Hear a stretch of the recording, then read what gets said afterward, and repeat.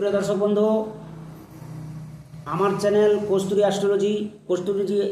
Astrology পক্ষ থেকে সবাইকে স্বাগত জানাই। আমি শ্রী সীতারাম। আমি আবারও চলে এলাম আপনাদের মাঝে একটি গুরুত্বপূর্ণ ভিডিও নিয়ে। এই ভিডিওটা অনেকেই আপনারা চাইছিলেন যে শাস্ত্রীজি মৃত্যুদোষের কারণ ও ফলাফল সম্বন্ধে যদি একটু বলেন। মৃত্যুতে একপাদ দোষ কেন হয়, দ্বিপাদ দোষ কেন হয় এবং ত্রিপাদ দোষ কেন হয়? তো আমি বহুদিন থেকে যতক্ষণ না অধ্যয়ন করি ততক্ষণ তো আপনাদের বলতে পারবো না। তো অধ্যয়নের পরের শেষে যেটা আমি বিচার্যতে আমি পেয়েছি সেটাই আপনাদের মাঝে উত্থাপনা করছি। যদি ভালো লেগে থাকে চ্যানেলটিকে সাবস্ক্রাইব করবেন। আমার ডেসক্রিপশন বক্সে আমার লিঙ্ক দেওয়া আছে, তবু একবার লিঙ্কের কথাটা বলে দিচ্ছি। ইউটিউব চ্যানেল, ইউটিউবসে যাবেন, গিয়ে www.com/কস্তুরী অ্যাস্ট্রোলজিস্টে সার্চ করলেই আমার যাবতীয় প্রোগ্রামগুলো আপনারা দেখতে পাবেন। এবং অভিচার ক্রিয়া যেগুলো অত্যন্ত গুহ্য ক্রিয়া, সেই গুহ্য ক্রিয়াগুলো আমি কিন্তু ভিডিওতে কিন্তু দেইনি, কারণ এটাতে অনেক জ্যোতিষরা আছেন, তান্ত্রিকরা আছেন। আমি কোনো কিছু কাজে ভয় পাই না, তবুও বলছি যে কোনো গোপন তত্ত্ব, আমি কি কাজ করছি, কি কাজ করছি না, এই কথাগুলো কিন্তু আমি গুরুদেবের মান্যতা উপর শ্রদ্ধা রেখে আমি এইগুলো কোনো চ্যানেলে আমি আপলোড করিনি। তো গুরুদেব যদি সেটা আমাকে বলেন যে না, এটা করলে তোমার ভালো হবে, তো তিনি যদি আজ্ঞাপ্রাপ্ত আমাকে করেন, তবে আমি অনেক কিছু যেগুলো শ্মশান ক্রিয়া, যেগুলো অনেক কিছু ক্রিয়ার মাধ্যমে মানুষের ভালো মন্দের জিনিসগুলোকে তাদের রিপেয়ারিং করা, যাই হোক, সরাসরি যদি মনে হয় যে আজকে যে উপস্থাপনাটা নিয়ে আপনাদের কাছে হাজির হয়েছে, অনেকেই আমাকে বলেছেন, ফোন করে বলেছেন যে মৃত্যুর দোষের কারণ কি এবং তার ফলাফল কি, এবং মৃত্যুতে একপাদ, দ্বিপাদ এবং ত্রিপাদ দোষ কেন লাগে, কি কারণে আপনাদের তো জানার দরকার যে একপাদ দোষ, দ্বিপাদ দোষ, ত্রিপাদ দোষ কি ক্ষেত্রে লাগে। তো সরাসরি দর্শক বন্ধু আমি চলে যাই। পঞ্জিকায় দেখেছেন কোনো দিন লেখা থাকে এত সময়ের মধ্যে মৃতে একপাদ দোষ, এবং এত সময়ের মধ্যে দ্বিপাদ দোষ বা ত্রিপাদ দোষ। এই বিষয়টিকে অনেক হিন্দুরাই কিন্তু অজানা, কিন্তু জানেন না। যদি জেনে থাকেন তো ভালো, আর যারা এই বিষয়টিকে জানতে চান তারাও পঞ্জিকা দেখেও তা জানতে পারে না, কারণ পঞ্জিকা কখনোই সাধারণ মানুষের জন্য লেখা হয় না। পঞ্জিকা লেখা হয় জ্যোতিষদের জন্য এবং জ্যোতিষবিদদের জন্য। তাই সাধারণ মানুষ পঞ্জিকা পড়ে খুব বেশি কিছু জানতে বা বুঝতে পারে না। দর্শক বন্ধু, এখানে আমার স্বীকার করতে কোনো লজ্জা নেই। জ্যোতিষবিদ্যায় আর কিছু জ্ঞান থাকলেও পঞ্জিকায় সব কিছু এখনও আমি জানি না বা বুঝি না। তবে এই বিষয়টি আমি জানি না, আমার এক পাঠকের জ্ঞানের ক্ষুধা মেটাতে এখানে তা আলোচনা করছি। যা হোক, আমরা জানি যে সপ্তাহের বার বা দিন কিন্তু আমরা সাধারণতভাবে 7টি, কিন্তু জ্যোতিষ মতে এগুলো দিন বা মৃত্যুর জন্য এগুলো কিন্তু শুভ নয়। শনি, মঙ্গল, রবিবারকে মৃত্যুর জন্য অশুভ মনে করা হয়। দর্শক বন্ধু, এই 3টি দিন যদি কারো মৃত্যু হয় তাহলে একপাদ দোষ ধরা হয়। তার মানে বারের মান হলো 1। আবার আমরা জানি যে তিথি মোট 15টি, তাহলে এই 15টি তিথির মধ্যে দ্বিতীয়া এবং সপ্তমী এবং দ্বাদশী তিথি মৃত্যুর জন্য অশুভ প্রদান করে। এই সব তিথিতে যদি কেউ মারা যায় তাহলেও একপাত দোষ কিন্তু ধরা হয়। এখানেও তিথির মান কিন্তু 1। এবারে এরপর নক্ষত্র আছে কিন্তু 27টা। এখন কিন্তু নতুন একটা নক্ষত্র এসেছে, যেটা হচ্ছে ধ্রুবজ্যোতি নক্ষত্র, সেটিকে নিয়ে 28টি নক্ষত্র। এদের মধ্যে কৃত্তিকা, পুনর্বসু, উত্তর ফাল্গুনী এবং বিশাখা এবং উত্তরাষা, পূর্ব ভাদ্রপদ নক্ষত্রগুলো হলো মৃত্যুর জন্য অশুভ। তাহলে এই নক্ষত্রগুলো সময়ের মধ্যে যদি কারো মৃত্যু হয় তাহলে কিন্তু সরাসরি দ্বিপাদ দোষে ঢুকে যায়, অর্থাৎ নক্ষত্রের মান হচ্ছে 2।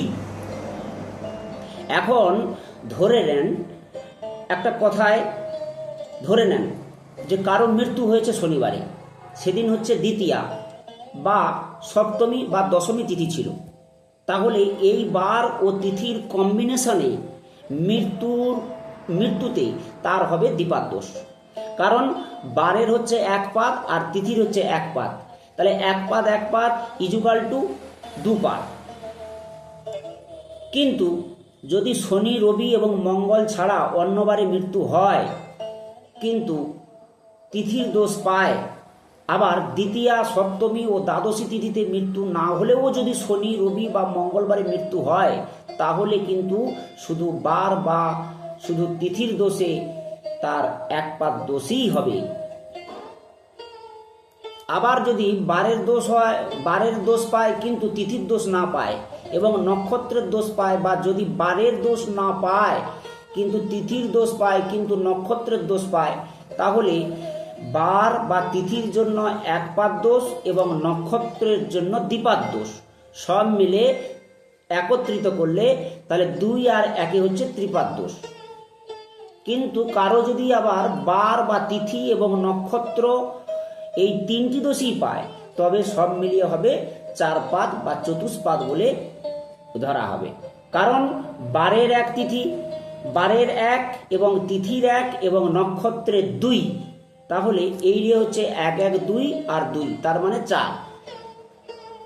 আর তখন এটাকে বলে পুষ্কর দোষ। তাহলে সহজভাবে বললে বারের জন্য 1 পাদ দোষ, তিথির জন্য 1 পাদ দোষ এবং নক্ষত্রের দ্বিপাদ দোষ হয়। নক্ষত্রের জন্য কিন্তু দ্বিপাদ দোষে এসে দাঁড়িয়ে গেছে দর্শক বন্ধু। এখন মৃত্যুর সময় দেখতে হবে যে কোন কোন দোষ পেয়েছে। যেসব দোষ পাবে সেগুলো যোগ করে তার মৃত্যুর দোষ বের করতে হবে। যেমন বার বা তিথি দোষ হলে দ্বিপাদ এবং বার ও নক্ষত্রের দোষ হলে দ্বিপাদ, আর তিথি ও নক্ষত্রের দোষ হলে কিন্তু ত্রিপাদ। কিন্তু সবগুলোই যদি দোষ হয় তাহলে চতুষ্পাদ, কিন্তু তখন এটাকে বলা হয় পুষ্কর দোষ। এখন কোন দোষের মৃত্যুতে ওই বংশের কি ধরনের ক্ষতি হয় সেটা এবার জেনে নেওয়া যাক দর্শক বন্ধু। 1, বার দোষে শস্য ও পুত্র নাশ হয়। বার দোষে যে ব্যক্তিটি যে কোনো বারে, যেগুলোর নাম বললাম, ওই বারে যদি মৃত্যু হয় তাহলে শস্য এবং পুত্র নাশ হয়। দ্বিতীয়টা হচ্ছে দর্শক বন্ধু, দ্বিতীয়টা হচ্ছে যে তিথি দোষে কি হয় না, তিথি দোষে হচ্ছে গোধন নাশ। এবং পরবর্তীতে চলে যায় যেটা 3 নম্বরে, নক্ষত্র দোষে হচ্ছে গোত্র নাশ। তাহলে এখন কারো মৃত্যুতে কোনো দোষ পেয়েছে, কোন দোষ পেয়েছে সেগুলো বিবেচনার জন্য ক্ষতির ব্যাপারটা হিসেব করতে হবে, তাই না? তাহলে আগেই বলেছি বার, তিথি এবং নক্ষত্রের দোষ একসাথে হলে তাকে বলা হয়েছে পুষ্কর দোষ। আর এমনটি হবে ওই বংশ নির্বংশই শুধু হয় না, ওই ভিটায় একটি গাছও জীবিত থাকে না বলে শাস্ত্রে বলা হয়েছে। কিন্তু সব পুষ্কর দোষে যে এমনটি হবে তা কিন্তু নয়। এখানে কিছু হিসেব নিকেশ আছে, সেগুলো দেখার জন্য সিদ্ধান্তে আসতে হবে। যে কোনো পুষ্করে কোন ধরনের ক্ষতি হবে, হিসেবটি এমনই। তাহলে এবার চলে যাই যে প্রতিটি বারের একটি করে মান রয়েছে। যেমন রবিবারের মান হচ্ছে 1 এবং সোমবারের মান হচ্ছে 2 এবং মঙ্গলের মান হচ্ছে 3 এবং বুধের মান হচ্ছে 4 এবং বৃহস্পতির মান হচ্ছে 5 এবং শুক্রের মান হচ্ছে 6 এবং শনির মান হচ্ছে 7। পুষ্কর দোষের ক্ষেত্রে এই বারের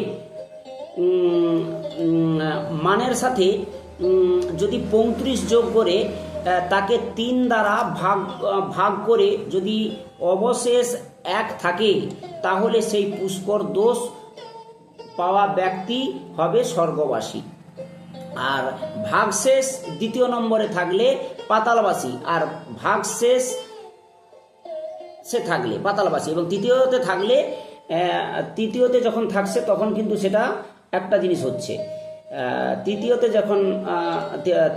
যখন থাকছে তখন হচ্ছে ওই বংশ যখন তৃতীয়তে থাকছে তখন এখানে একটি জিনিসই আমাদের তখন নিতে হবে, যেগুলো হচ্ছে কোন ধরনের কি হিসাব নিকেশ হবে। সেই হিসাবটি কিন্তু এইভাবেই হবে, যে হিসাবটা হচ্ছে ব্যক্তি এবং পাতালবাসী হবে এবং ভাগশেষ থাকলে হয়তো মর্তবাসী হবে। এটা হচ্ছে 1 এবং 2 এবং 3-তে এটা রূপান্তরিত হয়েছে। এবারে চলে যাই যে স্বর্গবাসী পুষ্কর দ্বারা ক্ষতি হয় না কিন্তু। হ্যাঁ, 3-এ আমি কি বললাম, তাহলে 2-এ কি বললাম, 2-এ হচ্ছে পাতালবাসী হবে। আর ভাগশেষ থাকলে কি হবে, থাকলে হচ্ছে মর্তবাসী হবে। এবং স্বর্গবাসী পুষ্কর দ্বারা ক্ষতি হয় না কখনো। পাতালবাসী পুষ্কর দ্বারা যদি সামান্য ক্ষতি হয়, কিন্তু মর্তবাসী পুষ্করের ব্যাপার, কিন্তু মর্তবাসী যে পুষ্কর তার দ্বারা ব্যাপক কিন্তু ক্ষতি হয়ে যাবে। যেমনটা উপরে বলেছি, তাই কারো মৃত্যুতে পুষ্কর দোষ পেলেও আতঙ্কিত হওয়ার কারণ কিন্তু প্রথমেই বলেছি যে কোনো থাকে না। এবং হিসেব করে দেখা গেছে যে স্বর্গ পাতালে মর্তবাসী পুষ্কর, তারপর তার ব্যাপারে সিদ্ধান্তে আসতে হবে। সেই সিদ্ধান্তটা কি না, এই সব দোষ কাটানোর একটি উপায় ও শাস্ত্রে আছে। যেখানে দোষ পেয়েছে দোষের খণ্ডনও কিন্তু আছে। সেগুলো কি হচ্ছে না, বিষ্ণু পূজা, শিব পূজা, দুর্গা পূজা, চণ্ডী পূজা বা চণ্ডী পাঠ এবং মধুসূদন মন্ত্রের জপ এবং দুর্গা মন্ত্রের জপ, এবং দুর্গা পূজা, বা অনেক সময় যখনই এগুলো হবে তখনই হচ্ছে কোন দোষের হৃষ্ট কোন ব্যক্তিটা তার জন্মছক দেখে সেই হৃষ্ট যোগটাকেই করতে হবে। মৃত্যুতে কোনো দোষ পেয়েছে আর তার স্বস্তি বিধান কি, সেটা পুরোহিতকে জিজ্ঞাসা করলে কিন্তু পেয়ে যাবেন, এবং যারা এটাকে নিয়ে আলোচনা করেন। পূজা অর্চনা করলে এই দোষের প্রভাব থেকে মুক্তি পাওয়া যায় বলে বিশ্বাস করা যায়। কিন্তু এইসব দোষের জন্য যেন নিজের আবার যেন না মৃত্যু না হয়ে যায়, সেই জন্য কিন্তু সৎভাবে জীবনযাপন করতে হবে। কারণ কোনো সৎ ব্যক্তির মৃত্যু প্রকৃতভাবেই কোনো দোষের মধ্যে হয় না, এটা পরীক্ষিত এবং গ্রান্টেড যোগ্য, এবং আমাদের ক্ষেত্রে তা প্রমাণিত। তাই সৎভাবে জীবনযাপন করুন, ছেলে মেয়েকে সৎভাবে চলার পরামর্শ এবং শিক্ষা দিন। কোনো রকম মৃত্যুদোষ আপনাকে স্পর্শ করতে পারবে না। কারণ আমাদের গ্রহাচার্যের বিচারেও তাই আছে যে মৃত্যুদোষ আছে কিনা, এটা জানার জন্য। তো দর্শক বন্ধু, এই ছিল আমার আজকের প্রোগ্রাম। যদি ভালো লেগে থাকে তাহলে দয়া করে একটা সাবস্ক্রাইব করবেন, অপরজনকে জানাবেন যে মৃত্যুর সময় একপাত, দ্বিপাত এবং ত্রিপাত কেন হয় এবং তার খণ্ডনের জায়গা কি আছে আমাদের দৈবিক শাস্ত্রে। তো সেগুলো অল্প ধারণা আপনাদের দিলাম। আশা রাখি এটা ভালো লাগবে এবং অপরজনকে শেয়ার করবেন, আর আমার চ্যানেলটা সাবস্ক্রাইব করবেন। আশা রাখি পরবর্তীতে নতুন নতুন ভিডিও নিয়ে আবার হাজির হব আপনাদের কাছে। দর্শক বন্ধু, ততক্ষণ পর্যন্ত অপেক্ষায় থাকুন।